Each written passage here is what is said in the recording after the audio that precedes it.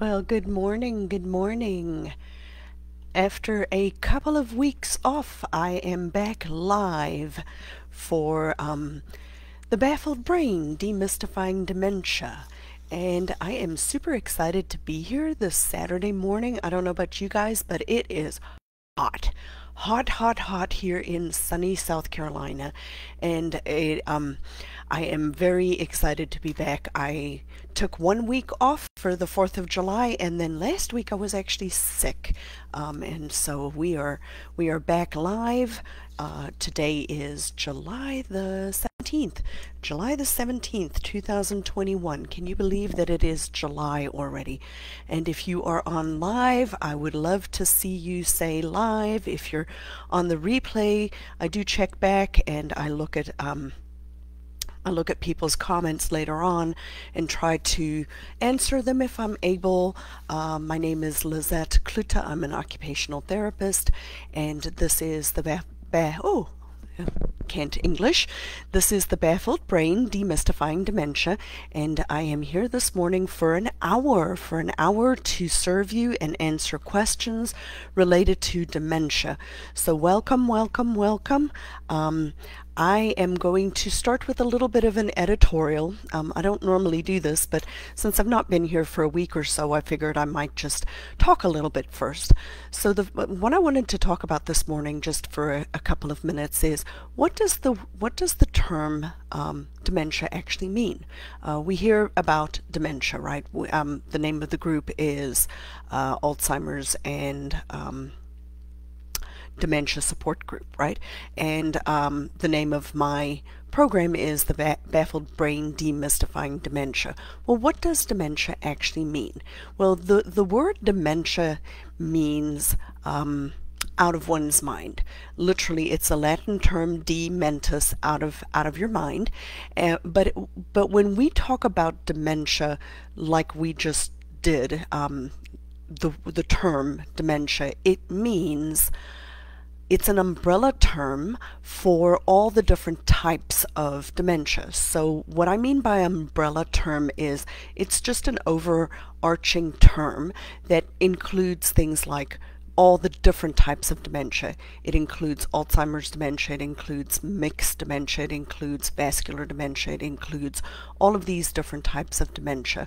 So that was my Saturday morning, just real quick, brief educational component, what it means, what the term dementia means.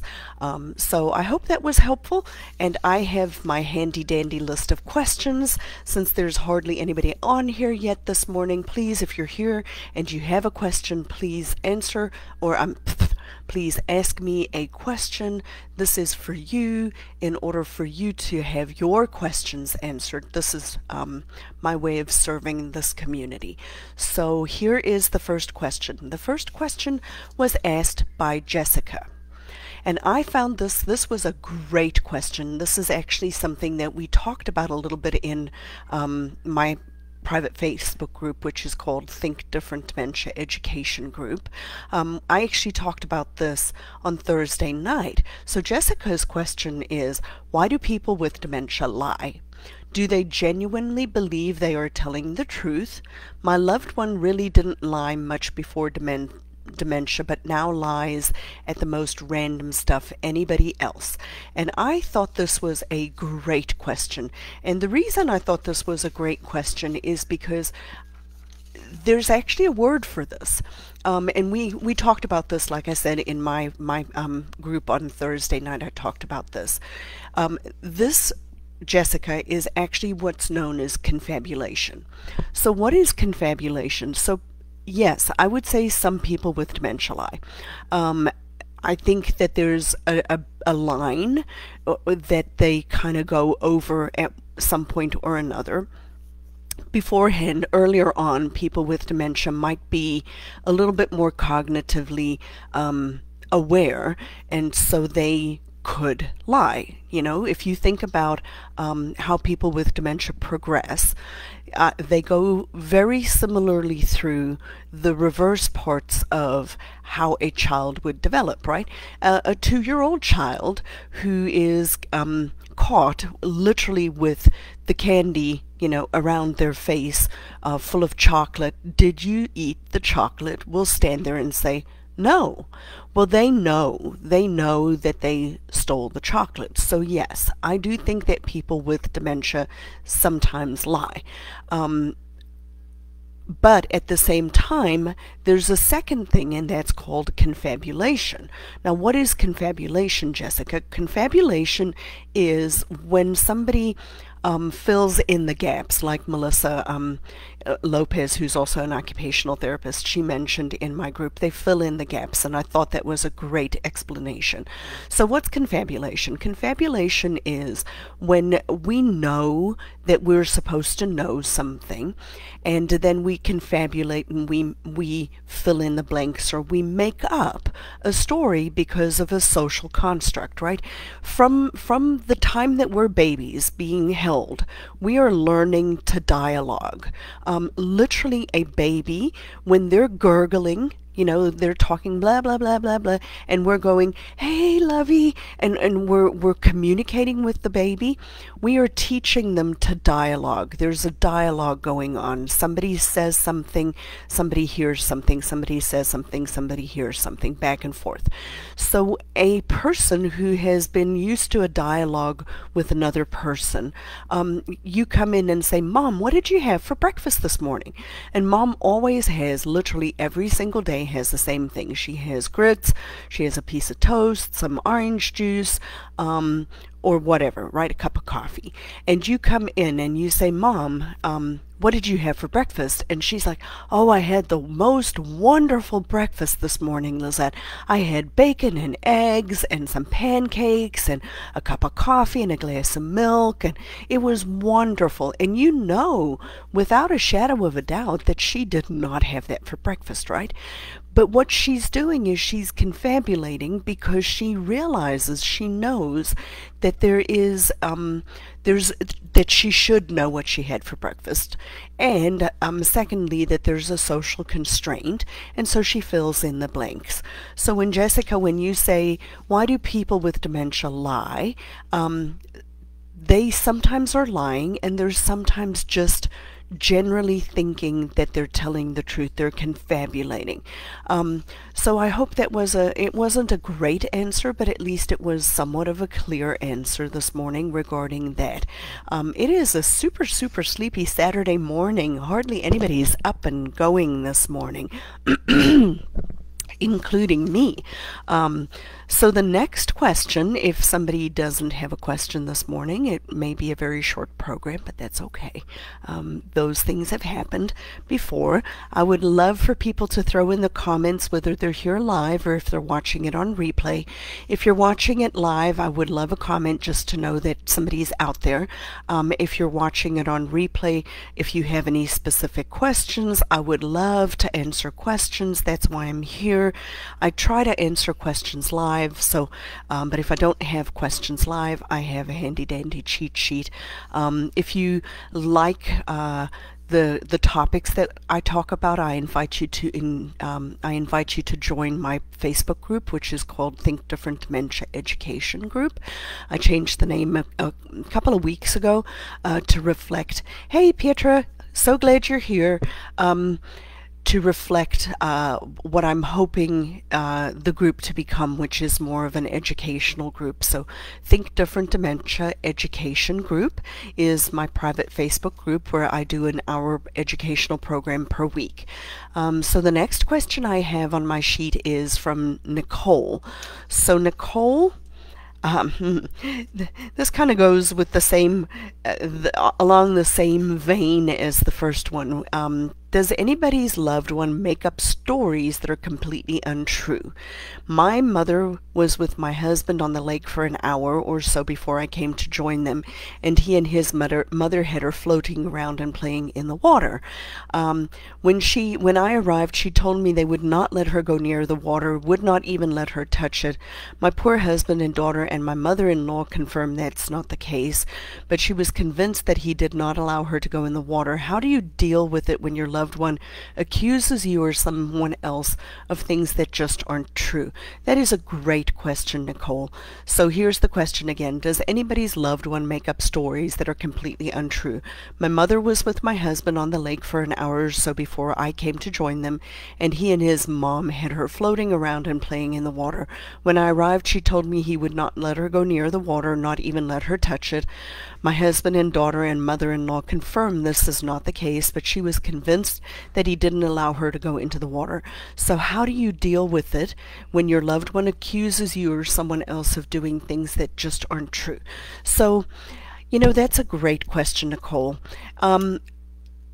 I guess that the thing that I would say about this is you got to remember that people with dementia really literally sometimes don't remember from minute to minute or from a few minutes ahead of time.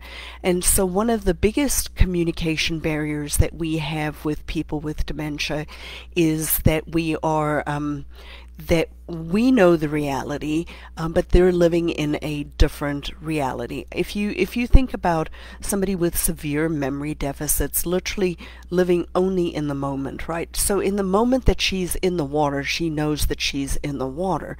But when she comes back out of the water, she doesn't necessarily remember that 10 minutes later, and reasoning with her.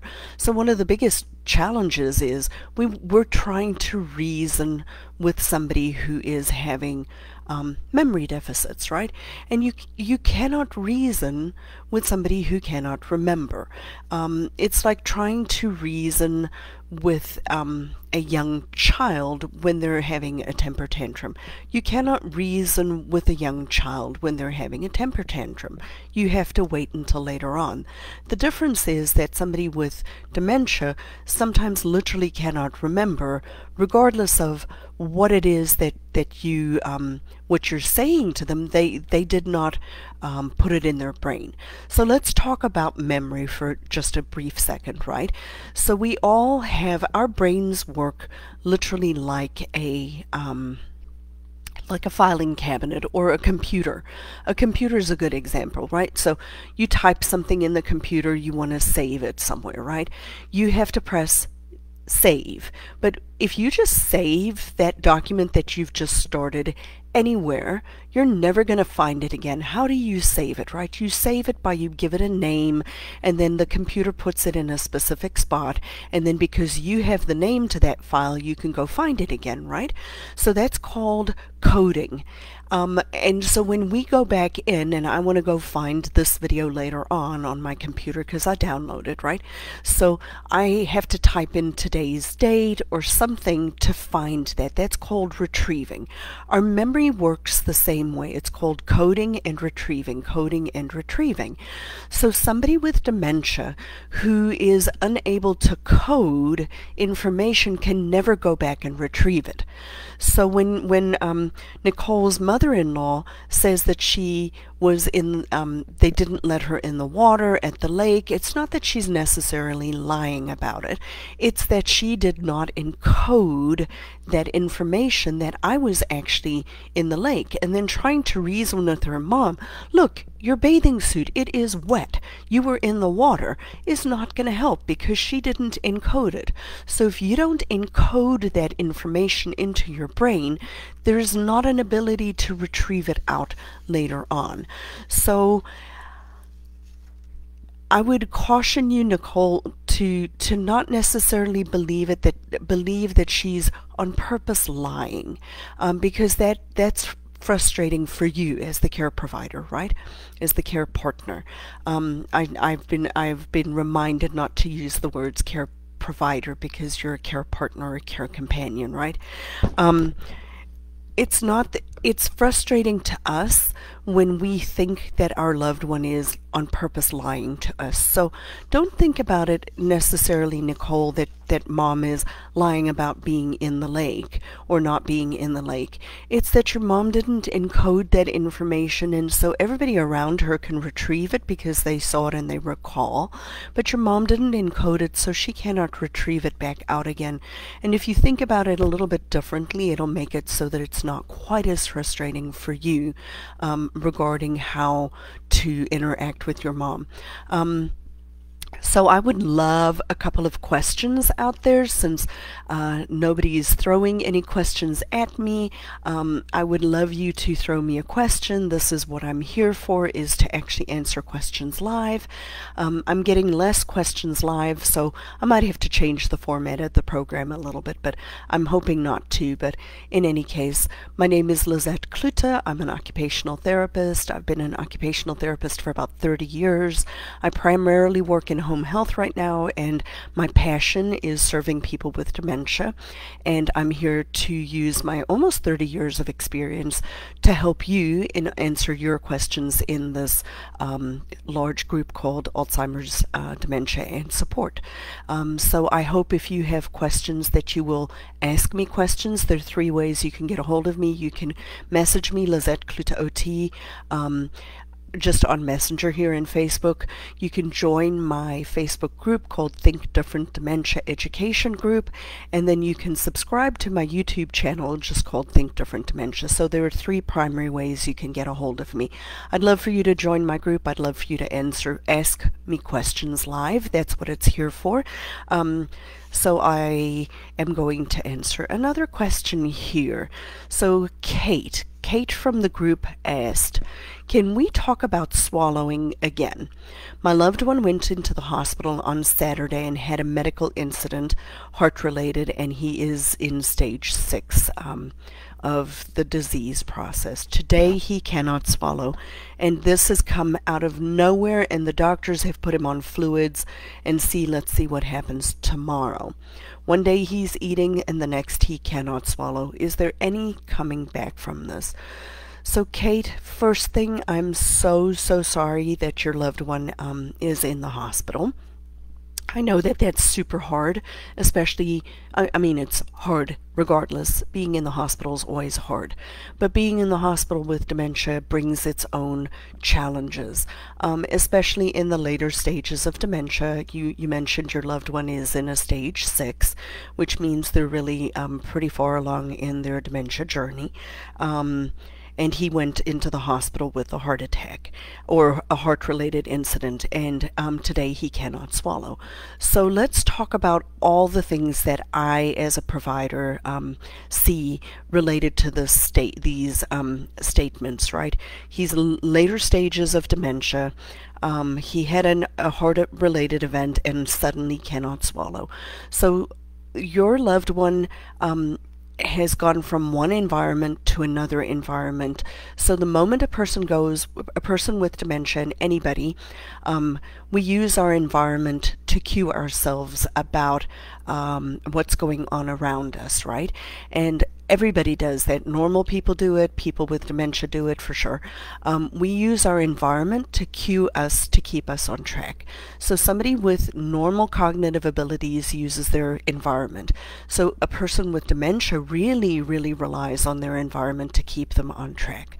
So your loved one was in a familiar environment, whatever environment that was, had this heart-related event and went to the hospital. Just with that change from a familiar environment to an unfamiliar environment, I would expect him to show a decline in his cognitive abilities. So even though we don't think about swallowing as a cognitive ability, swallowing is our body uses our cognition to help us sequence our swallowing. So just the change in environment sometimes in somebody in a later stage of dementia can precipitate a change in their ability. The second thing is he might have had another event other than just a cardiac related event. He might have had another type of a neurological event or something happen in concurrence with the heart related event, right? So we could have that as part of the change in his abilities to swallow. And then the third part of this that jumps out at me is that if your loved one was at home, and at home you guys are able to feed him and take your time with him in feeding him, and now we're in the hospital, and the hospital staff don't have the additional time to sit and spend a half hour or 45 minutes feeding your loved one a meal, that may also have precipitated a change in his ability to swallow. But yes, sometimes people can literally lose their ability to swallow overnight. It happens more frequently at the end stages than what we realize. So those are a couple of things that I wanted to mention. And yes, they put him on IV fluids and see if the person can recover. Sometimes it takes several days for them to recover. Sometimes they don't recover. And yes, there is coming back from this. I cannot guarantee that he will come back from this, but I have seen people who have had sudden changes like that with their swallow. I've even seen people lose their ability to swallow with a urinary tract infection, as odd as that sounds, right? So yes, there is a possibility that they can come back from this. I'm not going to say for sure that they will come back from this, but I've seen people even, like, let's just play this out. He doesn't start swallowing again, and they decide hospice, and he goes home or to the facility on hospice. I've seen people start to recover, just through that process, and then come back off of hospice again. So, Kate, I'm certainly very sorry that you're going through this. I know watching somebody not swallow is extremely difficult and extremely hard. It opens up a lot of questions that we have end of life type of questions. So I would encourage you, if you are if you have somebody who is newly diagnosed with dementia, the first thing I always tell people to do is make sure that you have your affairs in order, right? Your healthcare power of attorney, your medical power of attorney, or your healthcare power of attorney, and then your durable power of attorney for financial decisions. And early on, and these are conversations that nobody wants to have, but guess what? You have to have it with the 22-year-old. You have to have it with the 25-year-old. Everybody needs to have these conversations. You need to know what your loved ones, once they are an adult, everybody needs a will, everybody needs a durable power of attorney for healthcare decisions, and everybody needs a durable power of attorney for financial decisions. These are just wise decisions to make while we can make them. And people wait too late. We get a diagnosis of dementia, and frequently what happens in my experience is the person who is diagnosed with dementia doesn't want to talk about this, because I'm like, I don't have dementia. They do the ostrich thing. I put my head in the sand, and as long as I'm not going to deal with this, the reality is this isn't going to happen, right? Well, that's not true. Whatever, we're all going to ultimately pass away, right? So regardless of if we're 21 years old and newly married, or 56 years old and just got a diagnosis of young onset dementia, or 80 years old, we all need these documents to be in place. A durable power of attorney for financial and for healthcare decisions. And then in that decision-making process, you have to have a conversation about a feeding tube. Feeding tubes play their role. I'm not a proponent of saying never use a feeding tube. I am a proponent of using feeding tubes wisely. And what do I mean by that? A feeding tube can be inserted temporarily In a hospital setting, you can have it put through a person's nose to see if they will start to swallow again, right? There's a difference between a feeding tube being put through somebody's nose and a feeding tube that's placed into their stomach. They bring different risks and rewards. And so, you know, if a young adult or if a young person's in a car accident and they are having trouble swallowing because they have a brain injury, I am all for putting a feeding tube in those circumstances to give that person an opportunity to improve. But in the case of like what Miss Kate said, right, we were talking about a person in stage 6 with dementia who suddenly is having trouble swallowing, that is the time when I would be more reluctant to put in a feeding tube, because that is something that becomes then a very difficult thing to take away. But if you don't have these conversations with your loved ones early on regarding feeding tubes, regarding end stages of dementia, it makes it very hard for you to make these decisions with your loved ones or for your loved ones, because if somebody is in a stage 6 dementia, obviously they are not making these decisions for themselves anymore. So I would encourage you, if you have not had these conversations with your loved ones early on, I would have these conversations regarding end-of-life decisions, especially regarding feeding tubes, because they can open a big fat hairy can of worms. So I'm certainly sorry, Miss Kate, for what you're going through. If anybody has a question, please throw the questions out there in the comments for me. If you're watching this live, I would love a comment from you live asking me a particular question that I'd be happy to spend a couple of minutes answering. Otherwise, there are 3 primary ways that you can get a hold of me. You can message me, Lizette Cloete OT, on in the Messenger app. You can email. You can join my private Facebook group called Think Different Dementia. I'm really having English problems today. Think Different Dementia Education Group. I changed the name to Think Different Dementia Education Group. So I would love for you to join the group. And then the third way you can get a hold of me, or if you'd like to watch some of these videos again, you can subscribe to my YouTube channel called Think Different Dementia. So those are the 3 primary ways that you can get a hold of me. Messenger, Lizette Cloete on Messenger, Lizette Cloete OT on Messenger, Think Different Dementia Education Group, and then subscribe to YouTube channel Think Different Dementia. Please ask me questions. It's been a very quiet group this morning, but that's okay. It's Saturday morning. It's super, super hot here in South Carolina. Today is July the 17th, and here is the next question from my handy dandy cheat sheet. I only have 2 questions left, so if nobody asks me a question, it's going to be a very short program today, but that's okay. So, stupid question here. My mom is in her care home going into month 2. I see her every day.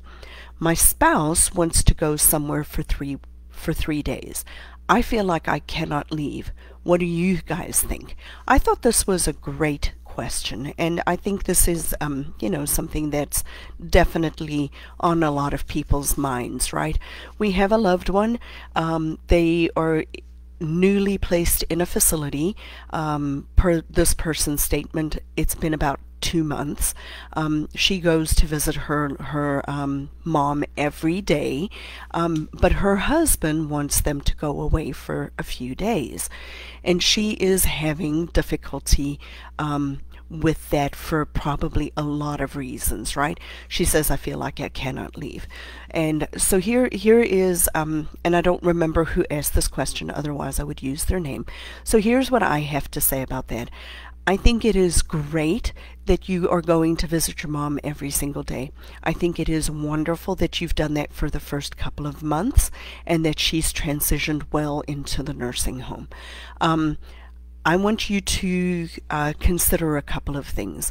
First of all, I want you to consider that your primary relationship is with your husband. The Lord puts us into marriages if we are blessed to be married. The Lord gives us a spouse, and that is a covenant before God that we have between me and my husband, right? It is a very special relationship, and when your mom, and this goes for people who have children too, your primary relationship is with your spouse. All of the other relationships around you are secondary to your relationship with your spouse. When your mom passes away, you still have to have a relationship with your husband. When your children leave the house, you still have to have a relationship with your husband. And so if we're spending all of our time raising our children and we're not spending time with our husband or our wife in maintaining that relationship, then we lose something that is very valuable and given to us. And so I would encourage you to go away with your husband, even if it's just for 3 days. And there's a second reason I want you to consider that. So the first reason is because that your primary relationship is with your husband and not with your mom. I understand and I value that you want to be there for your mom, but the other part of the equation has to do with there's a hierarchy of needs for caregiving or care providing or care partnering or being a care companion. And that is that and in your case, because you said that mom is in a care home, I know this is a little bit different, but the principle still stands. It's like a pyramid, right? The base is the household needs to function first: food, shelter, clothing. So because mom's not living with you, that's not the part of it. But then the second part of it is that the care partner or the care companion needs to be taken care of first. And then the person who is being, who has dementia or who you're helping. So in your case, even though your mom is in a nursing home and your husband wants you guys to go away for a couple of days, you're feeling guilty for not wanting to be able to go, but you have to be able to take care of yourself first in order to take care of your mom. So I would encourage you to go away on a trip if you feel like you if your husband wants you guys to go away. Your mom is in a care facility and she is being taken care of. If there's an emergency, they will contact you. I would encourage you to go. So I have one more question on here. I would love for somebody live to actually ask me a question. Everybody's been very quiet today. I would love, and maybe my comments are just not coming through, but I think they are. But I would love for you guys to actually ask me a question here on the Facebook Live. I'm here to answer your questions. That's what I'm here for. I would encourage you to join my private Facebook group called Think Different Dementia Education. I would love for you to message me on at Lizette Cloete OT. I'm trying to get on the group here to see if there's any actual questions coming through in the group. They may not, but anyway, I can't find it in here.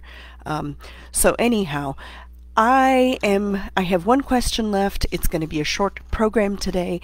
If you're watching this on the replay, please put in replay. If you're watching this live, I'm here for you guys. I want to answer your questions.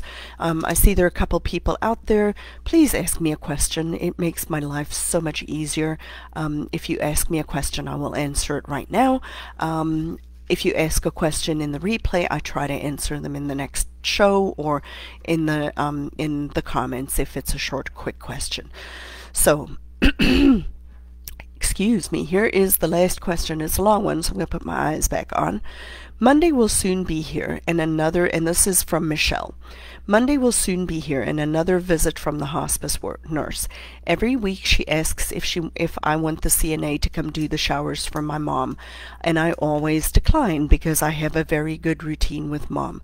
Last night, though, it took its toll. Her ribs are starting to show, and her back, is starting to show, and going over it, and I feel every bone, and I just cry.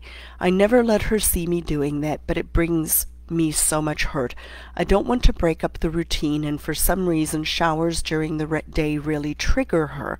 I keep thinking, I can do this, but seeing her like that breaks my heart.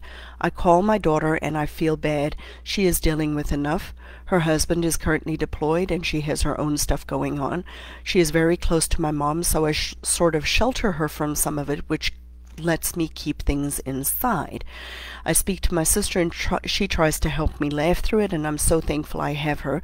And then there's this group, the only place I can vent. Anyway, today, any thoughts of what my answer will be when the hospice nurse again asks about getting a CNA to do the showers? So Michelle, I am super sorry that you're going through this.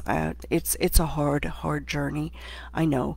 I am very glad that you have hospice. Hospice is such an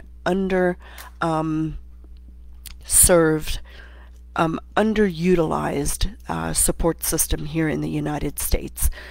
I think if I were you, I would definitely, and I know this is hard, but I would definitely have the hospice nurse get the CNA in to do your mom's showers.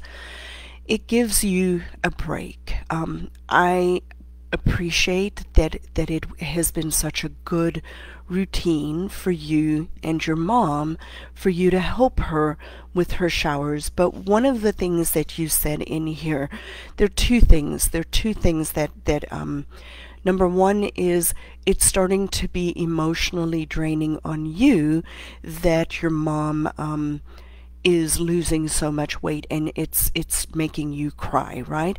And number two, you said that showers are starting to trigger her. So if you have already identified that the shower is starting to trigger her, there are usually three things that go together: the care partner, the person with the dementia, and the environment. And so when you mentioned that your mom, that you are starting to be emotional about helping your mom, you might actually be triggering your mom's behaviors in the showers, because she might be actually sensing that you are upset. Even though you're not crying right in front of your mom, although she may not be able to communicate that, she might actually be communicating by her behavior that she is sensing in your helping her that you are upset because you see her weight loss and so on. And then the second part of that equation has to do with taking care of you. Hospice is there to help take care of you. I beg you, let hospice help your mom. I think it would be a great time for you to take a break and be able to just breathe. And my cat's here. I don't know if you guys can see the cat's tail. He's going to walk right into the screen in a second here. Hey, kitty. Hello. This is my one cat. So anyway, Miss Michelle, that is my that is what I would recommend you do. I would recommend that you get hospice to help you with your mom take her shower. And that was my last question on here. Pietra said my mom had Alzheimer's and was a poo collector hidden in places. Yeah, that's a rough one. I'm super sorry. I know your mom has passed away. But anybody on here live have any questions? I am out of questions on my sheet. So unless somebody has a question for me live, we are going to be stopping here in a second because I don't have any more questions. I usually have a whole list of questions. I had 6 or 7 today. So does anybody live have any particular questions for me this morning regarding dementia? I started the program with talking about what does the term dementia mean. I'm here live in this group to actually answer your questions live. So please ask me a question. Otherwise, I just sit here and talk to myself, which I'm pretty good at doing. My name is Lizette Cloete. I'm an occupational therapist. I've been an occupational therapist for about 30 years, and I am specialty certified in dementia and dementia care, and I am here to serve you in this group by answering your questions. So there are three primary ways you can get a hold of me. One is you can message me, Lizette Cloete OT, and ask questions there. Secondly, you can join my Facebook group called Think Different Dementia Education Group, which is, I do a second program there once a week. For about an hour, I do an educational topic, not an interactive program like this one, but more an educational topical thing. We do things like the stages of dementia will be the one I do this coming week.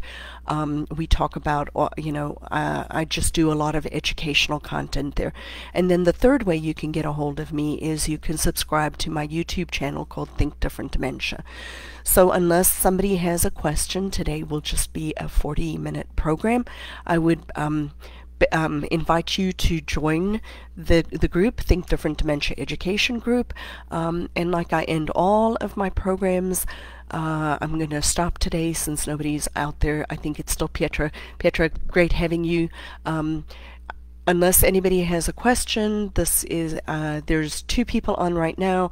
Do one of you have an actual, a question for me that I can answer right now? Otherwise, I will be signing off because I ran out of questions on my handy-dandy list.